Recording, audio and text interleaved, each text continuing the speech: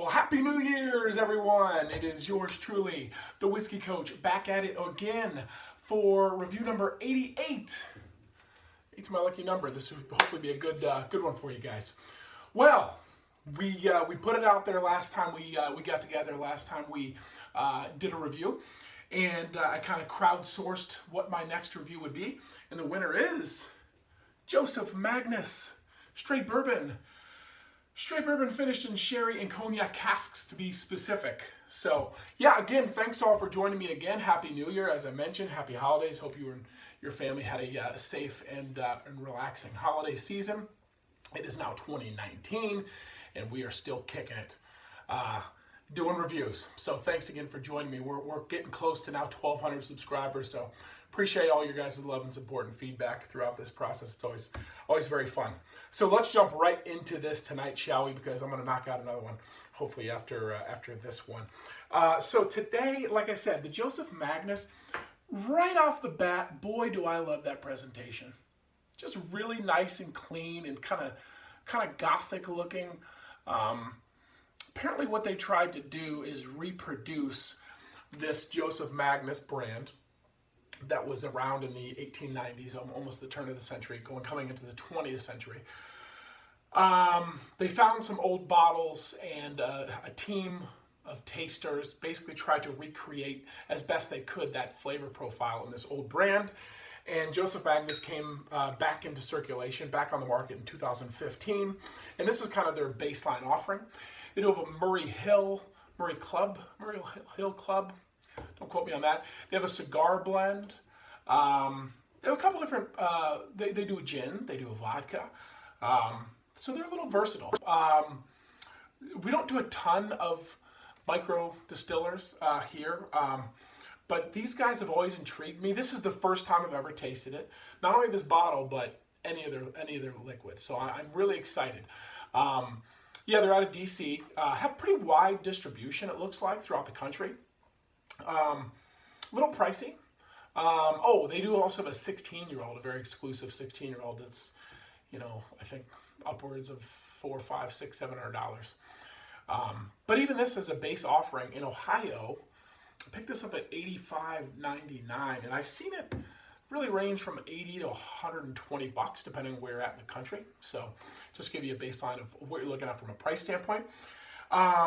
Rumored to be 8 to 9 year MGP sourced whiskey. Again, and then they finish that in the sherry,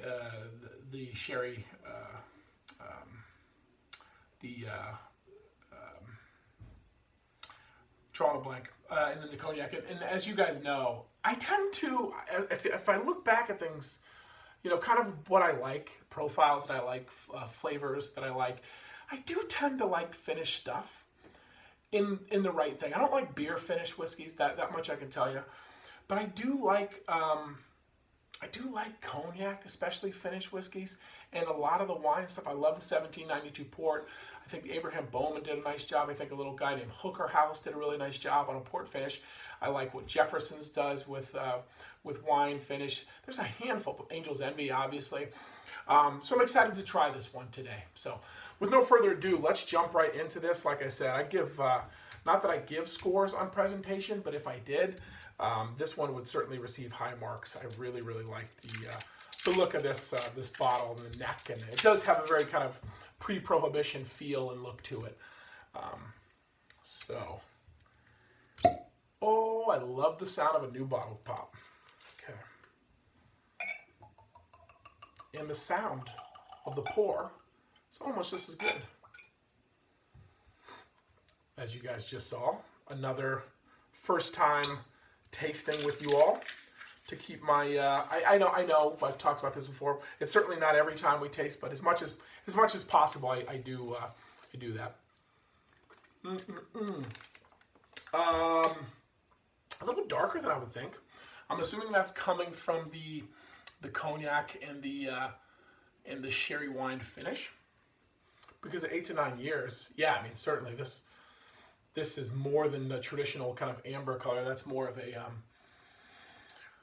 deep copper brownish. Yeah, beautiful, beautiful in the glass. Man, and there is grape in there. There's grape coming in through that cognac for sure, in the wine.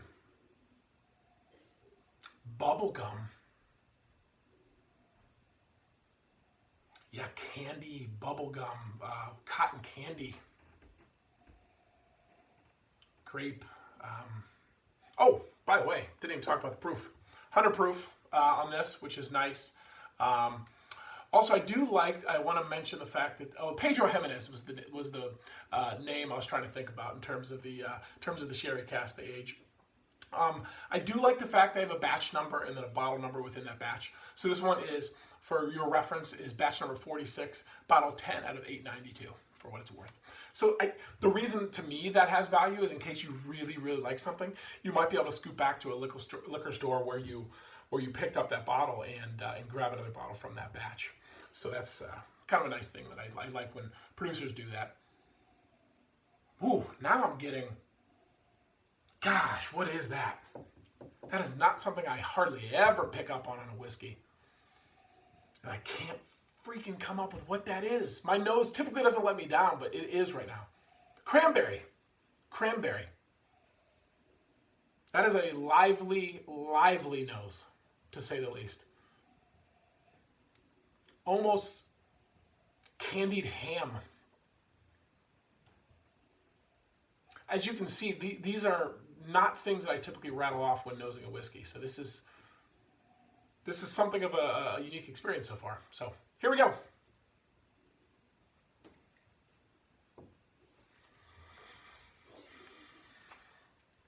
As you know, that first taste is just kind of getting our mouth used to the whiskey. I certainly never throw out a score after that first tasting. There's definitely some bite, some pepper. On the front of the tongue, I'm getting 100 proof, that's for sure. On the back, I'm getting some of those more delicate, those fruits, those sweet, those more traditional bourbon notes. But on that front, the tongue, I immediately get tingle.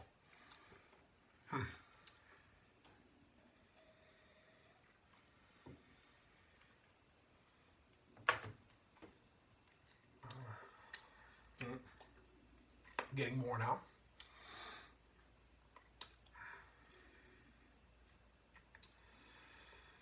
Maybe like a walnut or a chestnut. A little bit of bitterness. Mid palate.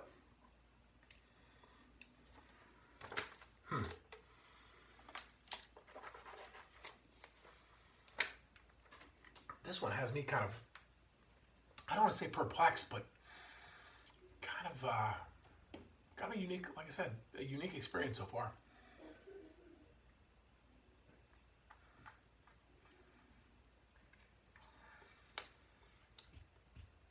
I'm going to be really, really interested in what this does with time. Being open as oxidation has its way, and it starts to slowly wane at this distillate. How this affects it could be fascinating. I think it could really go in a positive direction. In particular, I just have a feeling that's a gut feeling this could age well in the bottle. All right, one more and I'll throw a score at you guys.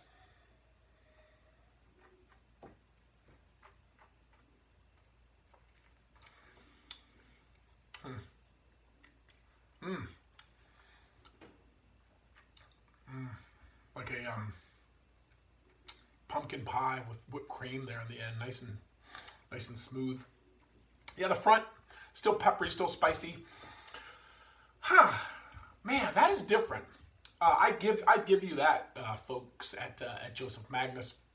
It is a different experience. I wouldn't say I'm in love with it. I'm fascinated by it.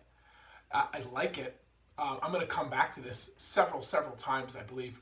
And as a score, I will give this one a 7.0. Seems like a fair score. So, and until next time, and as always, we'll see you soon, guys, and glasses up.